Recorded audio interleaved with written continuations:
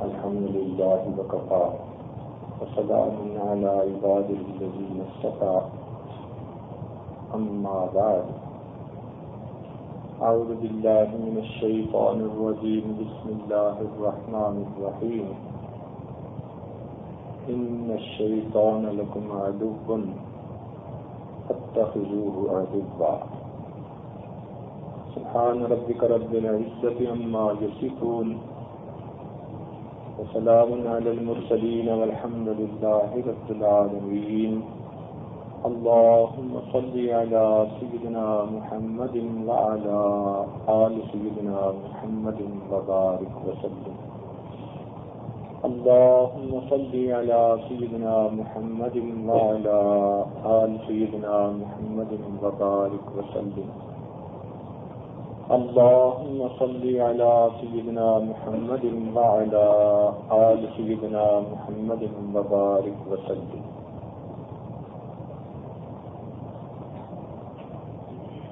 انسان کو اپنے دشمنوں کا پتہ ہو تو یہ ان کے نقصانات سے بچ سکتا ہے. جسمانی دشمن اگر چھپے ہوں تو نقصان دے، اور روحانی دشمن اگر چھپا ہو تو اس سے بھی زیادہ نقصان دے. جان گئی تو انسان موت کے منہ میں چلا جائے گا، اگر روح پر حملہ ہوا تو انسان جہنم کے منہ میں چلا جائے گا. تو پہلا دشمن ہمارا تھا دنیا کی محبت، جو انسان کو اللہ رب العزت سے غافل کر دیتی ہے، دنیا کی لذتوں میں انسان کو الجھا دیتی ہے. یہ دنیا کی محبت کا نشہ کلوروفارم کے نشے کی طرح ہے. کسی کو کلوروفارم سنگھا دو، بے ہوش ہو جاتا ہے، کچھ ہوش نہیں ہوتا، نہ سورج چڑھنے کی پرواہ نہ اترنے کی فکر. یہی حال دنیا کی لذتوں کا. جو ان لذتوں میں پھنس جاتا ہے وہ کسی بھی نہیں سنتا. ماں باپ سمجھائیں، پیر استاد سمجھائیں، دوست سمجھائیں، بیوی سمجھائے، رو رو کے کہے، سنتے ہی نہیں، لگے ہوتے ہیں اپنی مستیوں میں. تو پہلا دشمن دنیا کی محبت، لذات دنیا کی انسان کے اندر خواہش ایسی ہونا کہ اس میں الجھ جانا. دوسرا بڑا دشمن وہ انسان کا شیطان ہے. کیونکہ دشمن کا دوسرا حرف شین ہے، تو شین سے لفظ کون سا بنا؟ شیطان بنا. یہ ہمارا دوسرا بڑا دشمن. ارشاد باری تعالی ہے، ان الشیطان لکم عدو فاتخذوہ عدوا. یہ شیطان تمہارا دشمن ہے، تم بھی اسے دشمن بنا کے رکھو. یہ خدا کا دشمن بھی اور خدا کے بندوں کا دشمن بھی. ایسا بدبخت اور مردود ہے کہ دونوں سے دشمنی کمائی. ہوا کیا تھا؟ قرآن مجید نے اس کی ہسٹری بتا دی. کان من الجن، جنوں میں سے تھا، بڑی عبادت کی، زمین کے چپے چپے پہ سجدے کیے، حتیٰ کہ بڑی اس کو معرفت ملی، بڑی پرواز ملی. اس کا نام طاؤوس الملائکہ پڑ گیا.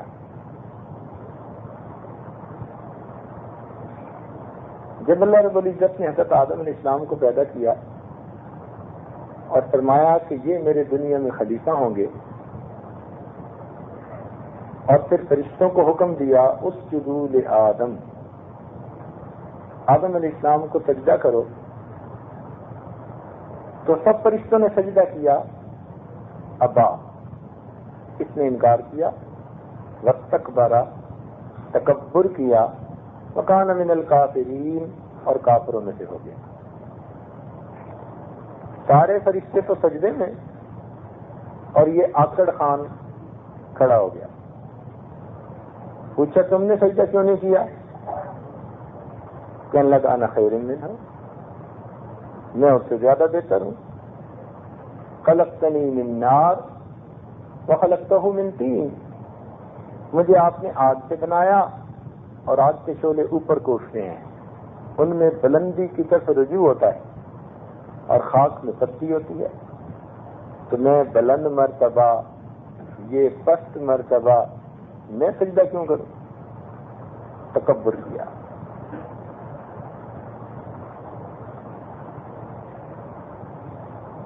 اب اس نے دو کام کیے. ایک کام تو اس نے اجماع کی مخالفت کی. پوری دنیا میں اجماع کا پہلا مخالف، یہ پوری دنیا میں سب سے پہلا غیر مقلد. سارے فرشتے ایک طرف، اکیلا ایک طرف. کہتے جی میں کسی کی کیا مانوں، آپ نے فرما دیا ہے سجدہ کروں، لیکن نہیں، میں نہیں مانتا، میں وہ کروں گا جو میرے دل میں آ رہی ہے. تو پہلا اجماع کا مخالف. اور پھر قیاس کیا کیا؟ قیاساً سیئا، برا قیاس کیا. میں اچھا ہوں. اچھا تو وہ جسے پروردگار اچھا کہے. وہ دھوکہ کھا گیا، میں آ گئی. اب اس وقت شراب تو نہیں تھی نا جو اس نے پی ہوئی تھی. آخر اس کو نشہ کس چیز کا تھا؟ سوچنے کی بات ہے. اس کو کس چیز کا نشہ چڑھا ہوا تھا؟ میں کا نشہ. یہ میں کا نشہ بھی بڑا نشہ ہوتا ہے. شرابوں کے نشے چھوٹے، یہ میں کا نشہ اس سے بھی بڑا. کہتے نہیں کرتا پیسہ. پروردگار عالم کی نافرمانی جب اس نے کہا نہیں کرتا، رب کریم نے ارشاد فرمایا فخرج منہا فانک رجیم، نکل جا میرے دربار سے تو مردود ہے. اور پھر ساتھ ایک اور بات کہہ دی، ان علیک لعنتی الی یوم الدین، قیامت تک تیرے اوپر میری لعنتیں برسیں گی. ایسا لعنتی مردود اتار دیا. ایسا عبرتناک انجام ہوا کہ فرشتے بھی تھر تھر کانپنے لگے. اتنی عبادت اور پھر یہ انجام. اب جب انجام برا ہوا تو بجائے اس کے کہ معافی مانگتا، بدبخت تھا، مردود تھا، سن رہا ہوگا اور اسے غصہ بھی آ رہا ہوگا. اور ہم تو چاہتے ہیں اسے غصہ آئے. ہمیں ڈر کس بات کا؟ جب پناہ پروردگار کی مانگی ہے ہم نے، تو اس سے کیا ڈرنا ہے؟ بڑا شیطان، بڑا شیطان ہے یہ. تو کہنے لگا کہ اللہ اب آپ نے مجھے اپنے دربار سے رد تو کر دیا، میری دعائیں قبول کر لیجیے. یہاں علماء نے لکھا کہ شیطان کو اللہ کی معرفت حاصل تھی. اس کو یہ نقطہ معلوم تھا کہ اللہ رب العزت کی صفت رحمت بھی ہے، غضب بھی ہے، اور دونوں اس سے جدا نہیں ہوتی. عین غصے کے عالم میں بھی اللہ رحیم ہوتے ہیں. رحمت کی صفت جدا نہیں ہوتی. تو اگرچہ وہ اس وقت مجھ سے غصے میں ہیں، جلال میں ہیں، مگر رحمت بھی ہے. تو دعا کیا مانگتا ہے؟ رب انذرنی الی یوم یبعثون، اللہ سے قیامت تک کے لیے مجھے مہلت دے دیجیے. رب کریم نے فرمایا انک من المنذرین، چل تجھے قیامت تک کے لیے مہلت دے دی. یہاں علماء نے نقطہ لکھا کہ اگر اللہ رب العزت شیطان جیسے مردود کو غصے اور جلال کے عالم میں مہلت دے دیتے ہیں، اے امت محمدیہ کے غلام، تو اگر اللہ سے خوشی کے عالم میں مہلت مانگے گا، اللہ تجھے مہلت کیوں نہیں عطا فرمائے؟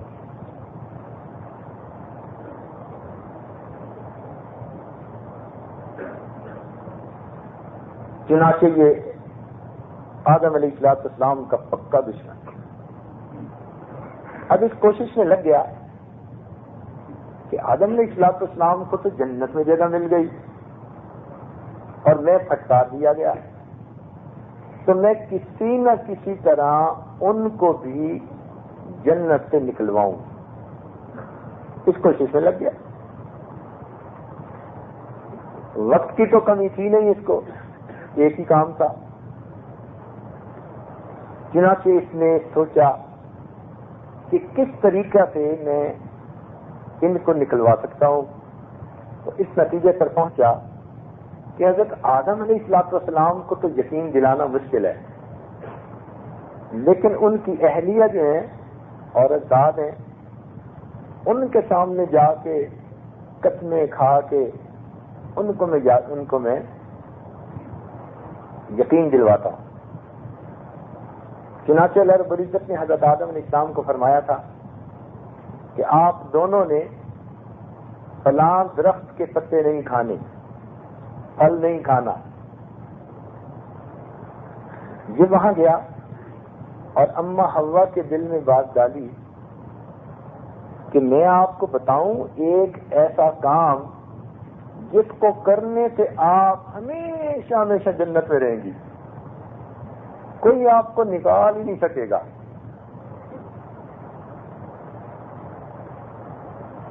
ایسی شائی ملے گی جو کبھی نہیں واپس ہوگی۔ اب دل میں خواہش تو ہوتی ہے کہ ایسی نعمت ملے جو کبھی چھنے نہ۔ بار بار ان کے ذہن میں یہ خیال ڈالا۔ انہوں نے حضرت آدم علیہ السلام سے کہا، آدم علیہ السلام نے کہا نہیں، رب کریم نے ہمیں منع کر دیا، ہم نے نہیں کھانا۔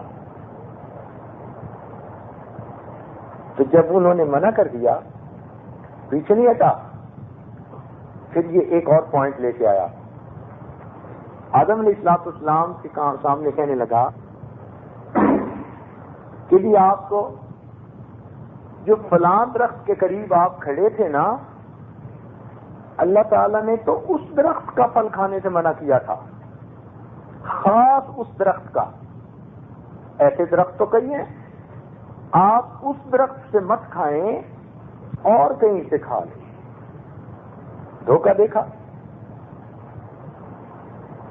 یعنی اس میں تخصیص کر دی، تعمیم نہیں کہ مطلقاً اس کو کھانے سے منع کر دیا ہے، نہیں، جہاں آپ کھڑے تھے اور جس وقت منع کیا تھا تو جو آپ کا پاس والا درخت تھا نا، اس کا پھل کھانے سے منع کیا تھا۔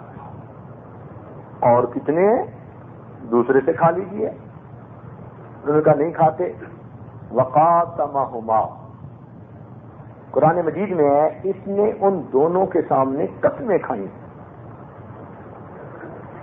اب قسمیں کھا کے اگر کوئی بات کرے تو دوسرے یقین کر جاتا ہے کہ قسمیں کھا رہا ہے۔ تو جب اس نے قسم کھائی تو قسم کھانے کی وجہ سے اما حوا کے دل میں یہ بات آئی کہ ہمیں ہمیشہ ہمیشہ یہاں رہنے کا موقع مل جائے گا، جنت ہے، اللہ کا قرب ہے، ہم اس گھر سے کیوں نکلیں۔ اب انہوں نے آدم علیہ السلام کو کہنا شروع کیا، اصرار کرنا شروع کر دیا، حتیٰ کہ وہ وقت آیا کہ جب آدم علیہ السلام اور اما حوا نے ایک درخت کے پھل کو کھا لیا،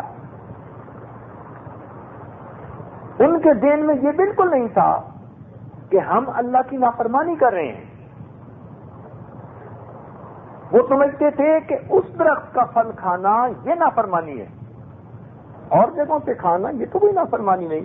چنانچہ اللہ تعالیٰ نے قرآن پاک میں صاف فرما دیا، وَلَمْ نَجِدْ لَهُ عَزْمًا، ہم نے آدم علیہ السلام کے اندر معصیت کا ارادہ نہیں دیکھا کہ وہ سمجھتے ہوں کہ یہ نافرمانی ہے اور میں نے کرنا ہے، نہیں، یہ نہیں تھا، ان کے ذہنوں میں بھی نہیں تھا۔ تو یہ تھا، یقین آ گیا کہ ہاں اس کا منع کیا اور جگہوں سے کھا سکتے ہیں. تو ارادہ نہیں تھا ایسا، لیکن کھا بیٹھے. اب جب کھا بیٹھے تو پروردگار عالم نے فرمایا آدم علیہ السلام اب آپ کو اس سے نیچے اترنا پڑے گا.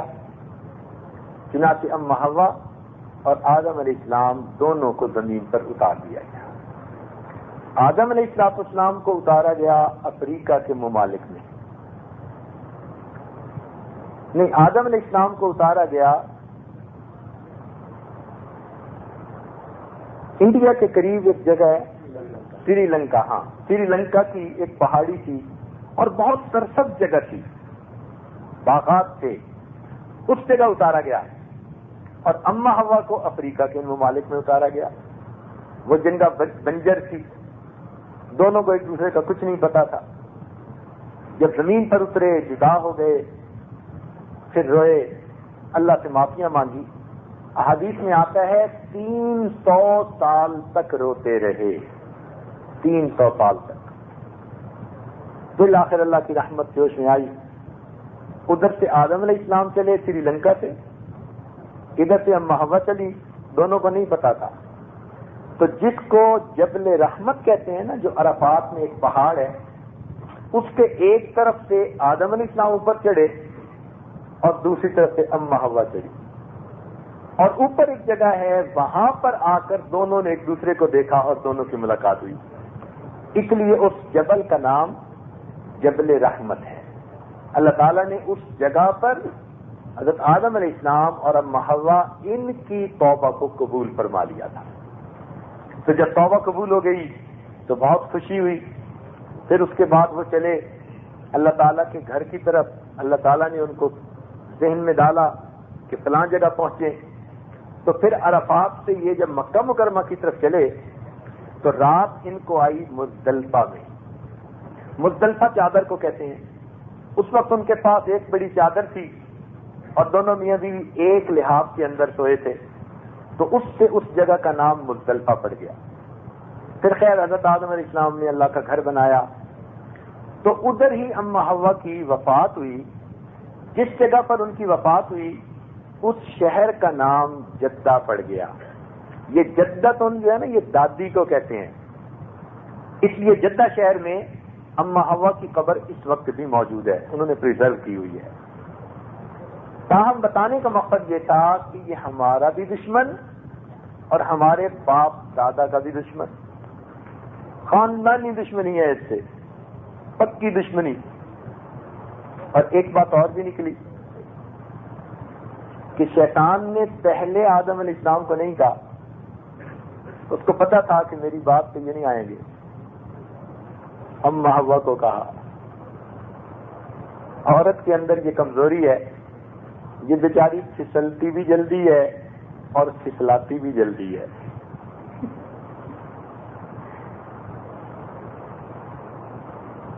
خود بھی بڑی جلدی پھسل جاتی ہے اور جب نیت کر لے تو دوسرے کو پھسلا بھی بڑا جلدی دیتی ہے. اب یہ ہمارا دشمن. اللہ تعالیٰ ارشاد فرماتے ہیں ان الشیطان لکم عدو، یہ شیطان تمہارا دشمن ہے. فاتخذوہ عدوا، اسے تم اپنا دشمن بنا کے رکھو.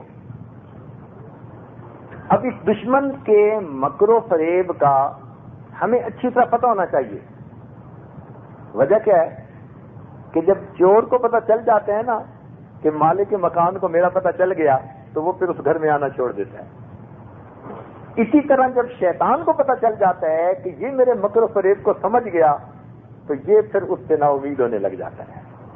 اس کے جال پھر کام نہیں کرتے، اس کے پھندے کام نہیں آتے.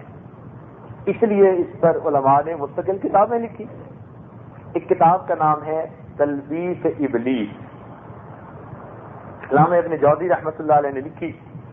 اردو میں بھی ہے، شاید انگلش میں بھی اس کا ترجمہ ہو چکا. اس کو لے کے پڑھنا چاہیے، پتہ چلے کہ شیطان کیسے کیسے ورغلاتا ہے. اللہ رب العزت نے فرمایا کہ یہ تمہارا بھی دشمن میرا بھی دشمن. تو یہ اللہ رب العزت کا بھی دشمن ہے اور اللہ تعالیٰ کو شیطان سے ذاتی دشمنی ہے. یہ بات اچھی طرح ذہن میں بٹھا لیں. اللہ رب العزت کو شیطان سے ذاتی دشمنی ہے. تو یہ انسان کا دشمن، اللہ رب العزت کا بھی دشمن. اب اللہ تعالیٰ نے انسان کے دل میں شیطان کے ساتھ نفرت پیدا کرنے کے لیے قرآن مجید میں تذکرہ کیا. اور یہ قرآن عظیم الشان کا حسن و جمال ہے کہ جہاں جو اثر پیدا کرنا ہوتا ہے نا، وہاں ایسے نکات لائے جاتے ہیں. دیکھیں، بنی اسرائیل کو اللہ رب العزت نے اپنے احسانات یاد دلانے تھے. اب فرعون کرتا کیا تھا؟ بچیوں کو وہ زندہ چھوڑ دیتا تھا، لیکن چھوٹے بچوں کو ذبح کر دیتا تھا. تو چھوٹی بچیوں کو زندہ چھوڑ دیتا اور چھوٹے بچوں کو ذبح کر دیتا. لیکن جب قرآن نے ان کو احسانات یاد دلائے تو کیسے لفظ استعمال کیے؟ یذبحون ابناءکم ویستحیون نساءکم. وہ تمہارے بیٹوں کو قتل کرتا تھا اور تمہاری عورتوں کو زندہ رکھتا تھا. کیوں؟ کہ اگر کسی کو کہے نا تمہارے مردوں کو اس نے مارا تو اتنا غصہ نہیں آتا.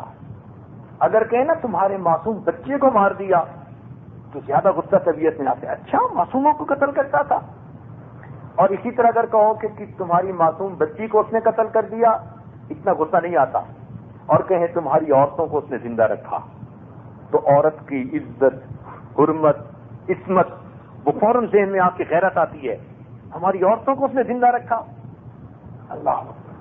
تو ایسے الفاظ استعمال کیے، بچے کے لیے ابن کا لفظ استعمال کیا تاکہ اس طرح غیرت دل میں آئے، اور بچی کے لیے بجائے بنت کا لفظ استعمال کرنے کے عورت کا لفظ استعمال کیا تاکہ غیرت ان کی ابھرے. تو انداز بیان دیکھیے کہ اصل میں تو ان کو اپنا احسان یاد دلانا چاہتے تھے. تو یہ قرآن مجید کا ایک انداز ہے. اسی طرح اب شیطان کے ساتھ دشمنی دل میں پیدا کرنی تھی تو اللہ تعالیٰ نے قرآن مجید میں فرمایا کہ یہ شیطان ایسا ہے کہ اس نے تمہارے ماں باپ کے ساتھ فلاں فلاں کام کیا.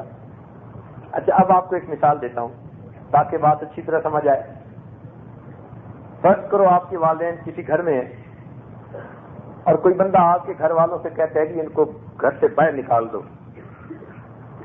اور آپ کو پتہ چلے کہ فلاں نے تو میرے ماں باپ کو گھر سے دھکے دلوا کے باہر نکال دیا، تو سن کے آپ کو کتنا غصہ آئے گا اس کے اوپر. ہمارے ماں باپ کو گھر سے دھکے دلوا دیے اور باہر نکلوا دیا، تو بڑا غصہ آتا ہے. اور اس سے بھی زیادہ غصہ اس بات سے آتا ہے کہ اگر کسی کے ماں باپ کو کوئی پکڑے تو کوئی بندہ آ کر کہے کہ ان کو تم بے لباس کر دو، ان کے جسم سے لباس اتار دو. اب اگر کسی کو بتایا جائے کہ بھئی آپ کے ماں باپ کو دشمن نے پکڑا تو تھا لیکن اس نے مشورہ دیا تھا کہ لباس اتار دو، تو کتنا غصہ آتا ہے اس کے بارے میں. اللہ رب العزت نے قرآن پاک میں یہ دونوں باتیں بتلا دی. فرمایا یہ شیطان تمہارا دشمن ہے، کما اخرج ابویکم من الجنہ. اس نے تمہارے ماں باپ کو جنت سے نکلوایا کہ جو غصہ طبیعت میں آئے. اور پھر دوسری جگہ فرمایا ينزع عنہما لباسہما، اس نے تمہارے ماں باپ دونوں سے لباس کو اتروا دیا تھا. اب انسان جب سنتے ہیں نا کہ ہمارے ماں باپ کو نکلوا دیا اور ان کے جسموں سے لباس اتروا دیا، تو اس کے دل میں ایک غصہ، انتقام پیدا ہوتا ہے. اور اللہ تعالیٰ یہی چاہتے ہیں کہ میرے بندے میرے بن کر رہیں، شیطان کے قریب بھی نہ جائیں. لہذا اللہ رب العزت کو شیطان سے ذاتی عداوت ہے. جب کسی سے ذاتی عداوت ہونا تو پھر بندہ ذرا اپنا ذاتی ٹچ رکھتا ہے اس کے ساتھ. اللہ تعالیٰ نے جو پناہ مانگنے کے لیے تعوذ ہمیں بتایا اس میں صفاتی نام استعمال نہیں کیے. تسمیہ جسے ہم بسم اللہ کہتے ہیں اس میں صفاتی نام استعمال فرمائے. بسم اللہ الرحمن الرحیم، تو الرحمن اور الرحیم صفاتی نام ہے. لیکن تعوذ کے اندر فقط اللہ کا ذاتی نام ہے. اعوذ باللہ من الشیطان الرجیم، صرف اللہ نے ذاتی نام استعمال کیا. مفسرین نے لکھا اللہ نے تعوذ میں ذاتی نام اس لیے استعمال کیا، اے میرے بندے یہ میرا ذاتی دشمن ہے، اس سے پناہ مانگنی ہوگی، تم میرا ذاتی نام لے کر پکارو، میں تمہیں اس سے بچا کے دکھاؤں گا. اللہ رب العزت کا اس بارے میں بہت کنسرن ہے کہ میرے بندے شیطان سے بچیں.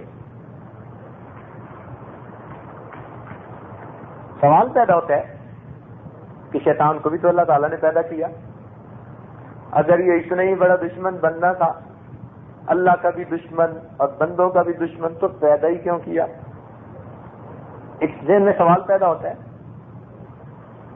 تو سنیے، فعل الحکیم لا یخلو عن الحکمہ، دانا کا کوئی بھی کام دانائی سے خالی نہیں ہوتا. اللہ رب العزت نے شیطان کو جو پیدا فرمایا اس میں بھی حکمت تھی. وہ اس لیے کہ اگر آدم علیہ السلام کو زمین کے اوپر باطل کی طرف بلانے والا کوئی نہ ہوتا تو حق کی طرف آنے پر اللہ تعالیٰ اجر کیسے عطا فرماتے؟ بھائی کوئی نیگیٹو فورس ہوگی نا، تو اس کے خلاف کرنے پر پھر اس کو کہیں گے اچھا بھی شاباش تو انعام کا مستحق ہے. تو اللہ تعالیٰ نے شیطان کو اس لیے پیدا کیا کہ یہ آدم علیہ السلام اور اولاد آدم کو میرے راستے سے ہٹانے کی کوشش کرے، مگر وہ اس کی بات ماننے کی بجائے میری بات مانے، اور جب میرے پاس آئیں تو میں اپنی بات ماننے پر ان کو ہمیشہ ہمیشہ کے لیے جنت کی نعمتیں عطا فرما دوں. تو اس لیے اللہ رب العزت نے شیطان کو پیدا کیا. دیکھیں بھائی اگر آگ نہ ہوتی تو عود کی خوشبو جس کو آگ کے اوپر جلاتے ہیں وہ کیسے ظاہر ہوتی؟ تو آگ کے پیدا ہونے سے عود کی خوشبو کا ہمیں پتہ چلا. شیطان کے پیدا ہونے سے ہمیں نیکی کرنے کے اجر کا پتہ چلا کہ وہ کیسے ملتا ہے. اور ایک حکمت اس میں یہ بھی علماء نے لکھی ہے کہ اگر انسان دنیا میں آتا شیطان نہ ہوتا اور یہ اپنے نفس کی وجہ سے برائی کرتا تو پھر اس کی معافی کے چانس ختم ہو جاتے. کیوں؟ اس نے خود برائی کی، اب معافی کہاں سے؟ کیونکہ شیطان ہے اور اس نے ورغلایا. اب اللہ رب العزت قیامت کے دن جن کو معاف کرنا چاہیں گے ان کا سارا بوجھ شیطان کے سر پہ ڈال دیں گے. میرے ان بندوں کو تو شیطان نے بہکا لیا تھا، چل میں نے ان کے گناہ معاف کر دیے، ان کو جنت عطا فرما. تو جن کو معاف کرنا ہوگا ان کا ملبہ شیطان کے سر پہ. اس لیے قرآن پاک میں آپ دیکھیں اللہ تعالیٰ نے اپنے نیک بندوں کا جہاں تذکرہ کیا ان سے کوئی اونچی نیچی بات ہو گئی اس کو نسبت شیطان کی طرف. کیا فرمایا اللہ تعالیٰ نے؟ ارشاد فرمایا فَأَذَلَّهُمُ الشَّيْطَانُ عَنْهَا. آدم علیہ السلام اور حوا ان کی طرف نسبت نہیں کی، شیطان کی طرف نسبت کی. شیطان نے ان کو بھٹکا دیا. اسی طرح ایک جگہ فرمایا وَمَا أَنْسَانِيهُ إِلَّا الشَّيْطَانُ. شیطان نے مجھے بھلا دیا. تو نسبت ان کی طرف نہیں گئی، کن کی طرف گئی؟ شیطان کی طرف گئی. مِن بَعْدِ أَن نَزَغَ الشَّيْطَانُ. اب ان تمام آیات میں دیکھیں اگرچہ یہ گناہ سرزد انسانوں پہ ہوئے مگر اللہ نے ان کو مورد الزام ٹھہرانے کے بجائے شیطان کو ٹھہرا دیا. تو اس میں حکمت یہ بھی تھی کہ جس کو معاف کرنا چاہیں گے اس کی غلطی کوتاہیوں کو شیطان مردود کے سر پر ڈال کر اپنے بندوں کو جنت عطا فرما دے. فرمایا الم اعہد الیکم یا بنی آدم. اے بنی آدم کیا میں نے تم سے یہ عہد نہیں لیا تھا اللہ تعبدوا الشیطان کہ تم شیطان کی بندگی نہیں کرو گے. انہ عدو مبین، وہ تمہارا ظاہر باہر دشمن ہے. وان اعبدونی، اور ایک میری عبادت کرو گے. ھذا صراط مستقیم، یہ سیدھا راستہ ہے. تو شیطان کو اللہ نے کہیں فرمایا انہ عدو مضل مبین، کہیں فرمایا ولا یغرنکم باللہ الغرور کہ یہ تمہیں کہیں دھوکے میں نہ ڈال دے. تو یعنی خوب اچھی طرح واضح کر دیا کہ تم نے شیطان کے ہتھ کنڈوں سے بچنا ہے اور میرا بندہ بن کر زندگی گزارنی ہے۔ شیطان کو جب معافی مل گئی تھی وہ کہنے لگا اچھا تیرے بندوں کو بہکاؤں گا، ورغلاؤں گا، ولا تجد اکثرہم شاکرین، اللہ تو دیکھے گا تیرے اکثر بندے ناشکرے ہوں گے، تیرے اکثر بندے ناشکرے ہوں گے۔ جب شیطان نے یہ کہا تو پروردگار نے آگے سے ایک حکم فرمایا، ارشاد فرمایا ان عبادی لیس لک علیہم سلطان، جو میرے بندے ہوں گے تیرا ان کے اوپر بس نہیں چلے گا۔ ان عبادی لیس لک علیہم سلطان، جو میرے بندے ہوں گے ان پر تیرا بس نہیں چلے گا۔ اب اس سے کیا مراد ہے کہ نیکوں سے گناہ ہو ہی نہیں سکتا، ولی گناہ سے پاک ہو جاتے ہیں؟ نہیں۔ مفسرین نے اس کی بات سمجھائی، انہوں نے فرمایا اس کا مطلب یہ ہے کہ جو میرے بندے ہوں گے ان سے کوئی ایسا گناہ تو نہیں کروا سکتا جو گناہ کے ناقابل معافی ہوگا۔ بات سمجھ گئے نا؟ تو کوئی ایسا گناہ نہیں کروا سکتا جو گناہ کون سا ہوگا؟ ناقابل معافی ہوگا۔ تو شیطان ایمان والوں سے ناقابل معافی گناہ نہیں کروا سکتا، اس لیے ایمان والے غفلت کی وجہ سے گناہ کریں گے بھی تو وہ قابل معافی رینج میں ہوں گے اور توبہ کا دروازہ کھلا ہے، جب بھی توبہ کریں گے اللہ ان کے سب گناہوں کو معاف فرما دے۔ تو اس کا مطلب یہ کہ یہ ناقابل معافی گناہ نہیں کروا سکتا۔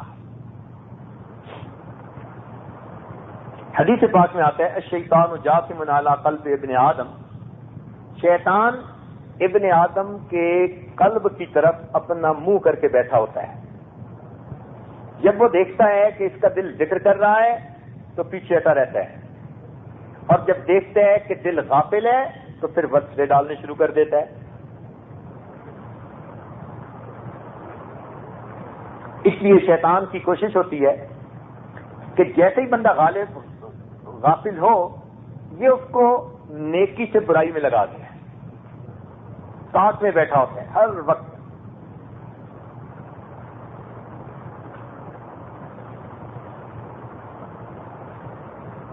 دنیا کا دستور ہے کہ جب کوئی کسی دشمن پہ قابو پاتا ہے نا تو سب سے پہلی بات کیا کرتا ہے؟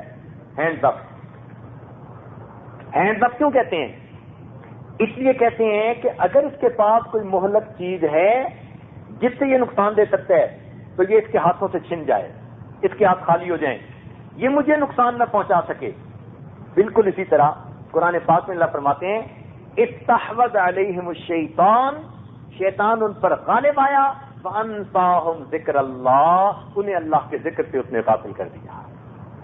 تو یہ ذکر شیطان کے لیے مہلک ہتھیار ہے، اس لیے جب شیطان کو موقع ملتا ہے یہ بندے کو ذکر سے غافل کر دیتا ہے، حتیٰ کہ نماز سے غافل کرنے سے پہلے یہ بندے کو ذکر سے غافل کرتا ہے۔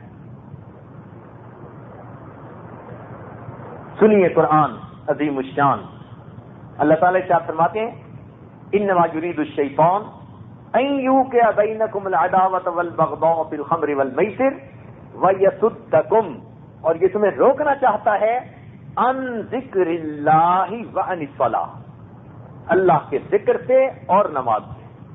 تو ذکر کا تذکرہ پہلے کیا، پہلے انسان اللہ کے ذکر سے غافل ہوتا ہے اور پھر اس کے بعد نمازوں سے غافل ہوتا ہے۔ اس لیے عقل مند وہ ہوتا ہے جو دشمن کو اپنی باؤنڈری لائن سے پرے رکھے۔ ہر ملک کی ایک ہوتی ہے فرسٹ ڈیفنس لائن، ایک ہوتی ہے سیکنڈ ڈیفنس لائن، تو کوشش یہ ہوتی ہے کہ فرسٹ ڈیفنس آف لائن سے ہی دشمن پیچھے رہے، قریب ہی نہ آئے، اور اگر وہ فرسٹ ڈیفنس لائن سے آگے آ گیا تو پھر دوسری کے بھی پاس پہنچ جائے گا۔ تو ذکر اللہ ہمارے لیے فرسٹ ڈیفنس لائن ہے۔ اگر ہم اللہ کا ذکر کثرت سے کریں گے تو شیطان مردود ویسے ہی دور رہے گا، اور اگر ہم غافل بن گئے تو فرسٹ ڈیفنس لائن ختم، اب یہ دوسری ڈیفنس لائن جو نماز ہے اس کے پاس آ گیا، لہذا نماز میں بھی ہمیں غفلت دلوانی شروع کر دے گا۔ تو اس لیے کوشش کیجئے کہ اللہ رب العزت کا ذکر کثرت کے ساتھ کریں، اس ذکر کی وجہ سے انسان شیطان کے مکر و فریب سے بچ جاتا ہے. اور اس کی دلیل قرآن مجید سے اللہ تعالیٰ ارشاد فرماتے ہیں ان الذین اتقوا، بے شک میرے جو بندے متقی ہیں، اذا مسهم طائف من الشیطان تذکروا، جب ان پر شیطان کی ایک پلٹن حملہ آور ہوتی ہے وہ اللہ کا ذکر کرتے ہیں، فاذا هم مبصرون، اللہ تعالیٰ ان کو شیطان کے کنڈوں سے بچا لیتے ہیں. تو مومن کے پاس جو ہتھیار ہے نا شیطان سے بچنے کا، وہ اللہ کا ذکر ہے. اس لیے اللہ تعالیٰ نے ذکر کی کوئی حد نہیں لگائی. فرمایا یا ایھا الذین آمنوا اذکروا اللہ ذکرا کثیرا، اے ایمان والو اللہ کا ذکر کثرت کے ساتھ کرو. تو ہم کثرت سے اللہ کا ذکر کریں. ذکر کثیر کسے کہتے ہیں؟ الذین یذکرون اللہ کثیر، الذین یذکرون اللہ قیاما وقعودا وعلی جنوبہم، میرے وہ بندے جو بیٹھے کھڑے لیٹے مجھے یاد کرتے ہیں. تو ذکر کثیر کی یہ ہے تفسیر کہ ہم لیٹے بیٹھے کھڑے اللہ کو یاد کریں، اپنے دل میں اللہ کا دھیان جمائیں. جب دل میں اللہ کی یاد آ جائے گی تو پھر انسان کا دل شیطان کے وار سے محفوظ ہو جائے گا.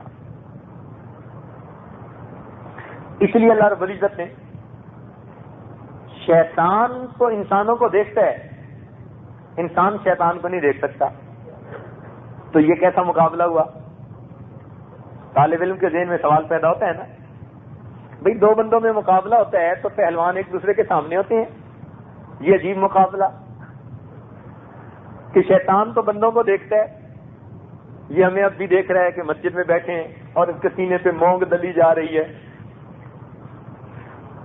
کہ دیکھو میں نے اتنا ان کو بہکایا کہ اس سال نہیں اگلے سال اعتکاف بیٹھ جانا، اور انہوں نے میری بات نہیں مانی اور اسی سال بیٹھ گئے.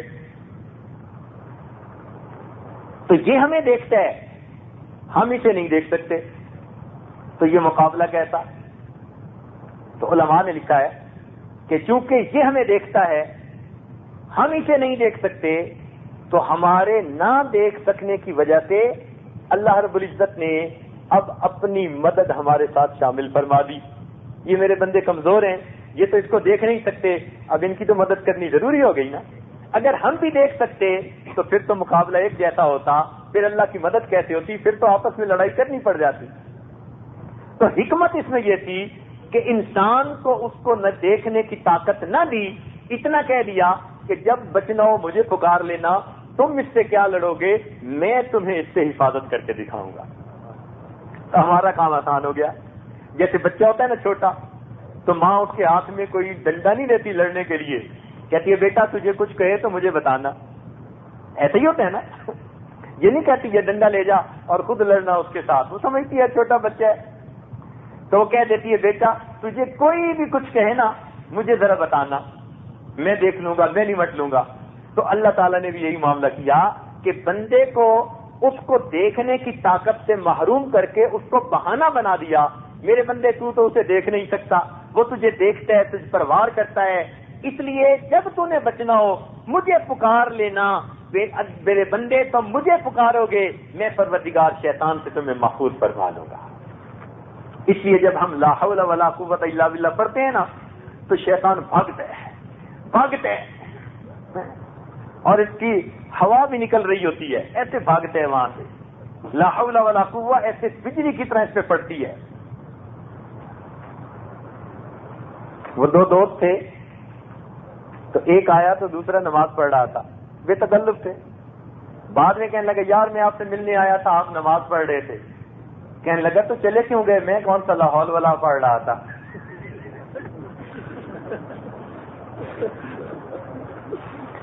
تو یہ لاہور سے بھاگتا ہے. اس لیے ہمیں چاہیے کہ ہم اکثر جب بھی گناہ کا وسوسہ ذہن میں آئے لا حول ولا قوت الا باللہ پڑھیں، اللہ کو یاد کریں.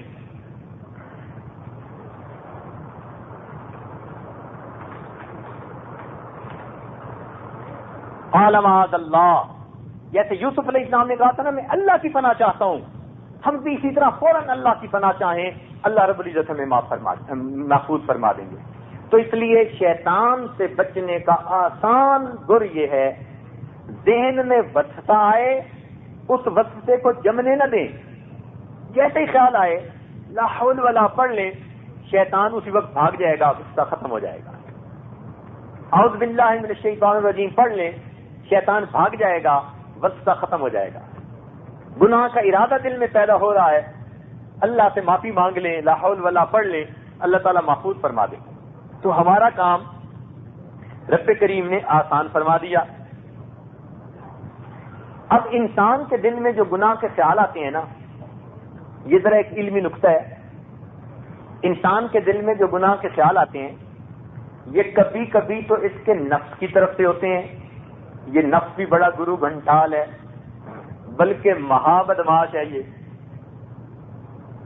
اس کی بھی باری آئے گی. تاہم آج تو شیطان کی باری ہے. تو اگر انسان کے دل میں وسوسہ آئے تو کبھی تو وہ وسوسہ ہوتا ہے شیطان کی طرف سے، اور کبھی وسوسہ ہوتا ہے نفس کی طرف سے. اب بندے کو کیسے پتہ چلے کہ یہ وسوسہ شیطان کی طرف سے ہے یا وسوسہ نفس کی طرف سے ہے؟ تو اس کا آسان طریقہ کہ اگر کوئی وسوسہ ذہن میں آئے اور انسان لا حول پڑھ لے، اللہ کے سامنے تعوذ پڑھ لے، تو اگر شیطانی وسوسہ ہوگا تو وہ فوراً رخصت ہو جائے گا. اس کو پڑھنے کے باوجود اگر گناہ کا خیال رہے، سمجھ لے شیطان کی طرف سے نہیں، یہ اندر کے نفس کی وجہ سے ہے. تو اس طرح انسان فرق کر سکتا ہے کہ یہ وسوسہ کس کی طرف سے آ رہا ہے. شیطان کے ہتھ کنڈے تو بہت ہیں. انشاءاللہ عشاء کی محفل میں مستقل اس کے بارے میں بتائیں گے کہ 7-8 کون کون سے طریقے ہیں جن سے شیطان بہکاتا ہے. تو جب آپ کو پتہ چل جائے گا تو پھر آپ کے لیے سمجھنا آسان ہوگا کہ شیطان مجھے بہکا رہا ہے یا نہیں. پھر آپ دھوکہ نہیں کھائیں گے، کم از کم پتہ ہوگا کہ ہو کیا رہا ہے. تاہم ایک اس کا طریقہ یہ ہے کہ یہ انسان کو بڑے نیکی سے چھڑا کر چھوٹی نیکی پہ لے آتا ہے. بڑی نیکی کا کام چھڑوا کر چھوٹی نیکی کا کام کرواتا ہے. مثلا اس کو ادھر 1 لاکھ نیکیاں ملنی تھی اور ادھر 100 ملنی تھی، تو کہتے ہیں 100 والی میں ہی لگے رہو، لاکھ والی نہ کرو، تمہیں زیادہ فائدہ نہ. چنانچہ ایک بزرگ کے بارے میں آتا ہے، ایک رات ان کی تہجد قضا ہو گئی. اب جب قضا ہو گئی، تھکے ہوئے تھے، سارا دن جہاد کیا تھا، بڑا روئے. صبح اتنا روئے اللہ سے، بہت ہی گڑ گڑا کر معافیاں مانگی کہ میری آج تہجد قضا ہو گئی. کچھ دنوں کے بعد پھر سوئے ہوئے تھے، اور اس دن پھر جہاد کی وجہ سے تھک گئے تھے، بہت تھکاوٹ تھی، اور تہجد کے قضا ہونے کا وقت قریب تھا. کیا دیکھتے ہیں کہ ایک آیا کوئی آدمی اور اس نے ان کو پکڑ کے جگایا، اٹھیں جلدی سے نماز پڑھ لیں، تہجد جا رہی ہے. تو وہ اٹھ تو بیٹھے، کہنے لگے اچھا پڑھتا ہوں، مگر تو میرا بڑا خیر خواہ کہ آج میری تہجد قضا ہو رہی ہے اور آپ نے آ کے جگا دیا کہ اٹھیں تہجد پڑھیں. بھائی بڑی مہربانی آپ کی. تو کون ہے؟ کہنے لگا شیطان ہوں. انہوں نے کہا بھائی شیطان تو کسی کو تہجد کے لیے نہیں جگاتا، آپ نے مجھے کیسے جگایا؟ آپ تو نہیں کسی کا بھلا چاہتے؟ کہنے لگا بھلا آج بھی نہیں چاہ رہا. بھائی تہجد کے لیے جگایا ہے اور کہتے ہیں بھلا نہیں چاہ رہا. کہنے لگے وجہ یہ تھی کہ وہ جو پہلے قضا ہوئی تھی نا، تو آپ اتنا روئے تھے کہ آپ کو اس رونے پر اتنا اجر ملا، سالوں کی تہجد پہ بھی اتنا اجر نہیں مل سکتا.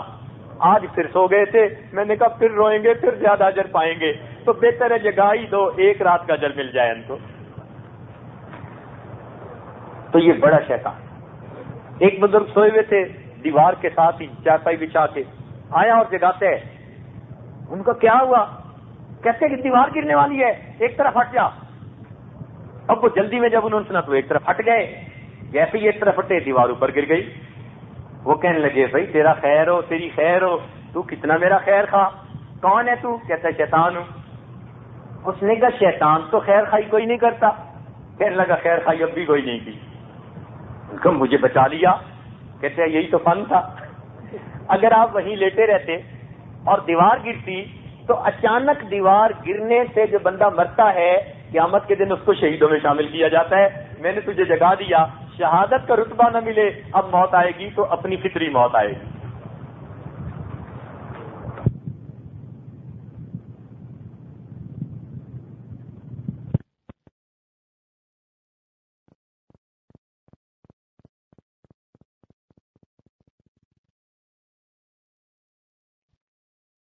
دوستوں کے اندر گلاب کا پھول اور گھر کے اندر کریلا نیم چڑھا.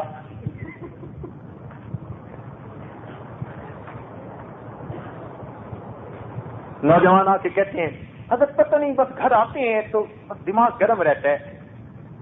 وہ شیطان گرم کر رہا ہوتا ہے, وہ میاں بیوی کے درمیان الجھنیں پیدا کرنا چاہتا ہے. تو شیطان پتہ کیا کرتا ہے کہ پہلے میاں بیوی کے درمیان جھگڑے کروا کے خاوند کے منہ سے طلاق کے الفاظ کہلوائے گا, اور طلاق کے الفاظ کہنے کے بعد پھر کہے گا یار وہ تو میں نے ایسے غصے میں کہہ دیے تھے.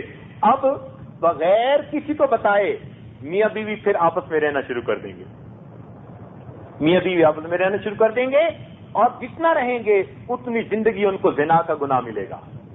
اور یہ قرب قیامت کی علامت میں سے ہے. حدیث پاک میں آیا قرب قیامت کی علامات میں سے ہے خاوند اپنی بیویوں کو طلاق دیں گے اور پھر بغیر نکاح اور رجوع کے ان کے ساتھ اسی طرح اپنی زندگی گزاریں گے.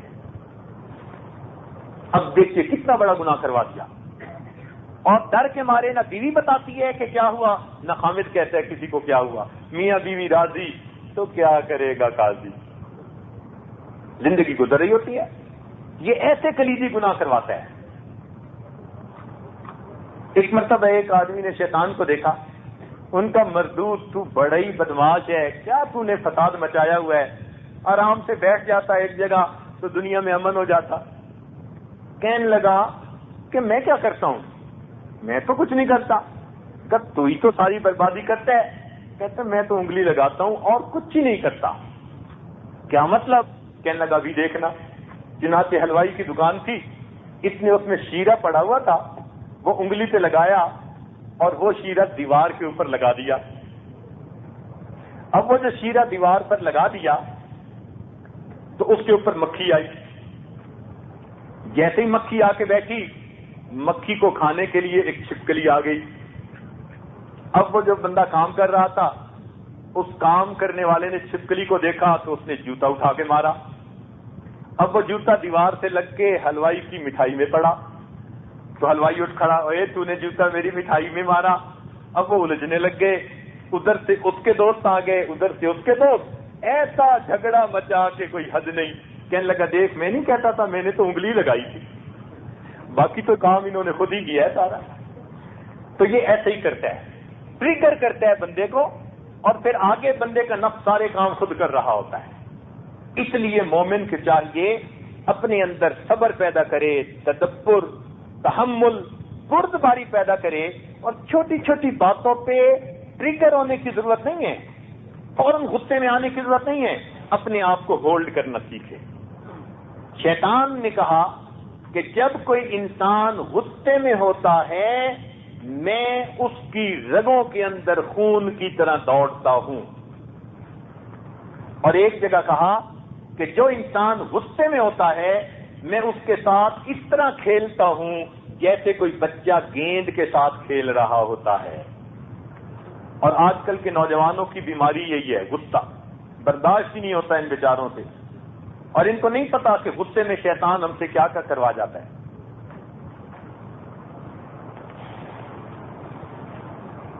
حدیث پاک میں آتا ہے کہ شیطان کا تخت پانی پہ, سمندر کی سطح پہ لگتا ہے, اور یہ اپنا دربار لگاتا ہے, اور اس کے بڑے چیلے چانٹے سب کو بلاتا ہے اور کارگزاری سنتا ہے, کیا کیا کیا کیا. ان میں سے ایک کہتا ہے میں نے یہ کیا یہ کیا یہ کیا, ایک کہتے ہیں میں نے میاں بیوی میں طلاق دلوا دی, کہتا ہے ویل ڈن, تو نے بہت اچھا کام کیا.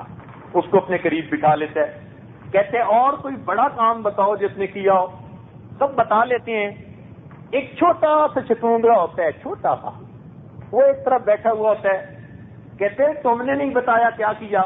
کہتے میں نے تو چھوٹا سا کام کیا. کہنے لگا وہ کون سا؟ کہنے لگا بس ایک طالب علم گھر سے نکلا تھا, ماں نے بھیجا تھا پڑھنے کے لیے جاؤ, اور میں نے اس کے دل میں بات ڈالی پڑھنے کیا جانے, چلو فلاں گراؤنڈ میں چل کے کھیلتے ہیں. تو وہ مکتب جانے کے بجائے کھیلنے میں لگ گیا اور وہاں وقت گزار کے واپس چلا گیا. میں نے اسے پڑھنے سے ہٹا دیا. شیطان کہتے ہو تو نے پڑھنے سے ہٹایا, تو نے وہ کام کیا جو کسی دوسرے نے نہیں کیا. چنانچہ شیطان اس بندے کو انعام کا تاج پہنا دیتا ہے. تو علم سے روکنا یہ شیطان کے نزدیک سب سے بڑا کام, کیونکہ اس کو پتہ ہے اگر اس کو علم حاصل ہو گیا تو یہ پھر میرے ہتھ کنڈوں سے بچ جائے گا. اس لیے جو لوگ علم حاصل کرتے ہیں اور نیکی کی زندگی گزارتے ہیں اللہ رب العزت کی حفاظت میں ہوتے ہیں. سیدہ صدیقہ رضی اللہ عنہا کی روایت ہے, نبی علیہ السلام نے ارشاد فرمایا ہر انسان کے ساتھ ایک شیطان ہوتا ہے. سیدہ صدیقہ رضی اللہ عنہا نے پوچھا اے اللہ کے نبی آپ کے ساتھ بھی؟ تو نبی علیہ السلام نے فرمایا ہاں میرے ساتھ بھی, لیکن میرا شیطان مسلمان ہو گیا ہے. اللہ کرے کہ ہمارے والا بھی مسلمان ہو جائے. دعا مانگا کریں. اللہ حدیث پاک میں آتے ہیں, سنیے اور ذرا دل کے کانوں سے سنیے تاکہ اس کے بعد پھر ہم دعا کریں. اللہ تعالیٰ فرماتے ہیں یا ابن آدم ما انصفتنی, اے ابن آدم تو نے میرے ساتھ انصاف نہیں کیا. حدیث قدسی اللہ تعالیٰ فرماتے ہیں اے ابن آدم تو نے میرے ساتھ انصاف نہیں کیا. وہ کیوں؟ اے ابن آدم شیطان تمہارا دشمن تھا, میں نے تمہارے دشمن کو جنت سے جو تمہارا گھر تھا میں نے باہر پھٹکار دیا, نکال دیا, لیکن یہ شیطان میرا دشمن ہے, تم اسے میرے گھر یعنی اپنے دل سے باہر کیوں نہیں نکالتے؟ تم نے میرے ساتھ انصاف نہیں کیا. یہ تمہارا دشمن تھا, میں نے اسے تمہارے گھر جنت سے دستار کے نکال دیا, اور یہ میرا دشمن ہے, تم اسے میرے گھر یعنی اپنے دل سے نہیں نکالتے. تو ہمیں چاہیے ہم شیطان کو اللہ کے گھر سے دھکیل دیں, نکال دیں. اب یہاں ایک اشکال پیدا ہوتا ہے, طالب علم کے ذہن میں خیال آتا ہے کہ بھئی اللہ تعالیٰ کا گھر ہے اور اللہ تعالیٰ یہاں آتے ہیں دل میں اور چاہتے ہیں کہ شیطان نکل جائے, تو اللہ تعالیٰ خود ہی نکال دے. ذہن میں ایک سوال پیدا ہوتا ہے نا کہ اگر اتنا چاہتے ہیں کہ یہ نکل جائے تو خود ہی نکال دیں. تو علماء نے اس کا جواب لکھا, وہ فرماتے ہیں کہ انسان تیری حیثیت میزبان کسی ہے اور پروردگار کی حیثیت مہمان کسی ہے, اور گھر کی صفائی میزبان کے ذمے ہوتی ہے, مہمان کے ذمے نہیں ہوا کرتی. اس لیے دل کو صاف کرنا ہماری ذمہ داری ہے. اس دل کو ہم نے صاف کرنا ہے لا الہ الا اللہ کی ضربوں سے, اللہ اللہ سے. تو جب یہ دل صاف ہو جائے گا تو پھر اللہ رب العزت انسان کے قلب پر تجلیات عطا فرما دیں گے. اللہ رب العزت ہمیں شیطان کے ہتھکنڈوں سے محفوظ فرما دے. انشاءاللہ بقیہ کے عنوان اگلی محفل کے اندر پورا کیا جائے گا اور اس کی تفصیل آپ کے سامنے کھولی جائے گی کہ یہ کس کس طرح سے شیطان انسان کو برباد کرتا ہے, تاکہ آپ لوگ اس کے ہتھکنڈوں سے بچ سکیں. رب کریم ہم سب کو اس کے ہتھکنڈوں سے محفوظ فرما دے. وآخر دعوانا ان الحمد للہ رب العالمین.